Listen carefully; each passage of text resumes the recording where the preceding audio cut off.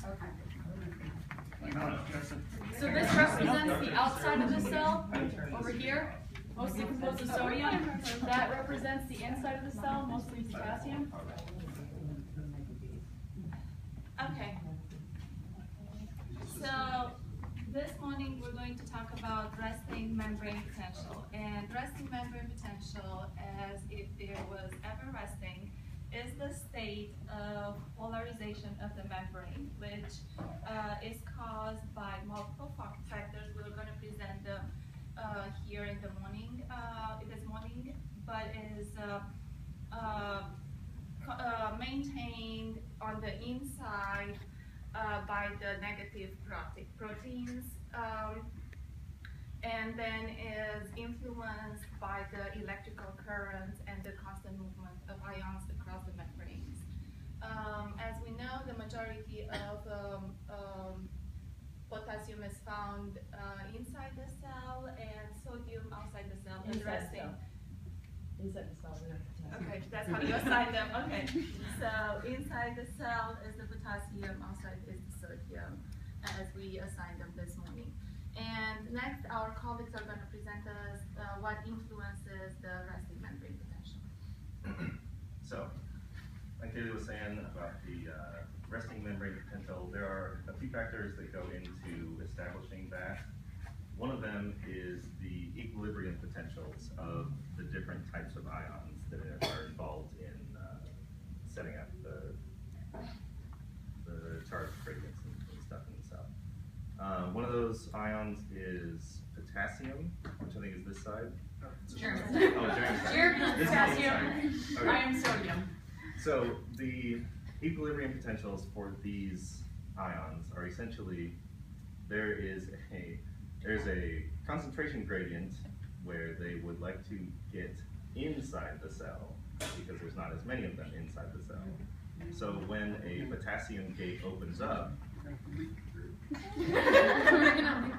potassium starts rushing in the cell, creating a more positive environment on this side, which reaches a point to which it's so positive that more positive potassium ions can't come in because they're being repelled by the positive charge, even though the concentration gradient still might want to push them that way.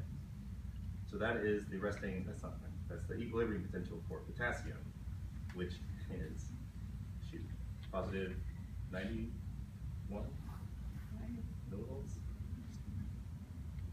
Look it up. Yeah. Negative 90. Don't take my word for it. Negative. No. The equilibrium potential. Well, never mind.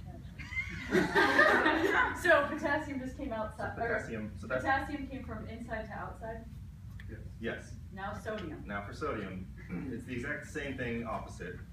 So when a sodium channel opens up, sodium wants to rush the other direction. Those were strange. Okay. So that's flowing down its concentration gradient until the, I'm mixing everything up. Now this is the inside. Until the inside of the cell gets to a point where it is. So this is getting positive now. Sorry, I'm all backwards. So the charge then is again repelling the more influx of sodium into the cell, which is at that charge is its equilibrium potential. And sorry. So there's another component to the resting membrane potential, and it is also permeability of the cell. So what Evans kind of already talked about it a little bit. Diffusion is the one thing I'm going to talk about. And basically what those ions just did is diffusion. They have this high concentration gradient, so they're trying to go somewhere low. So right now we have a high negative charge inside the cell, so those want to come out to this. They want to go from a high to a low, same from outside to in, and also they follow their charge. So if it's negative inside the cell, these positive sodium ions want to come inside because it's negative, because they're attracted to that negative. If it was positive, they don't really care anymore. And and that also affects the resting membrane potential. And another thing that affects it is gates, which Teresa will talk about a little bit. Okay, so we have ion channels, which consist of our leaky gates, which is Delia, and we have our gated channels, which is Charlene.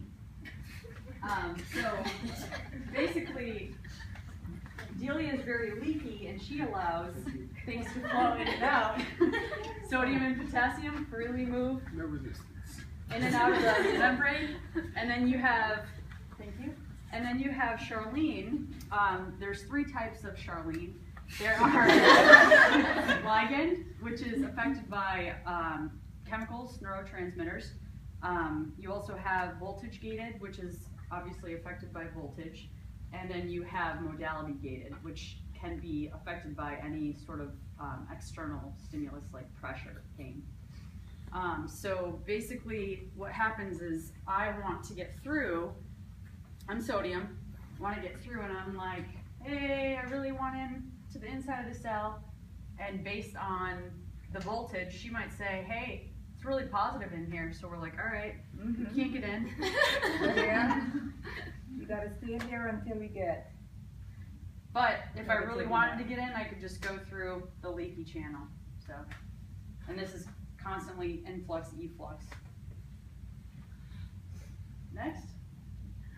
Okay, so if too much sodium leaks into the cell or too much potassium leaks out of the cell, then balance would be disrupted. So that's when the sodium potassium pump takes over, and it uses energy, ATP, to return those ions to their original positions in order to maintain balance. So Evan is gonna. So I need 3 potassiums that are over here. We're going to pump you up your concentration gradient. And then while we're over here, we can grab 2 sodiums and pump them out the other direction.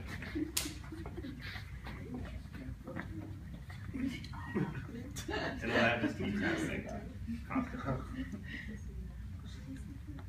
Okay, so basically what we just did is the resting membrane potential, and this constantly occurs in the body. It's not just happening the way that we did it piece by piece, where we see sodium going in, potassium coming out, and then we have the sodium potassium pump. This is a constant thing that is happening in the body at all times. Even at rest, when our bodies, our brain is only 3%, represent 3% of the body mass, but at rest, it uses about 20 to 25% of energy at rest. So we see how much work is still being done in the system, even though we're at rest. This resting membrane potential is always working. So that's the goal of our presentation today. Thank you. I hope it sunk in.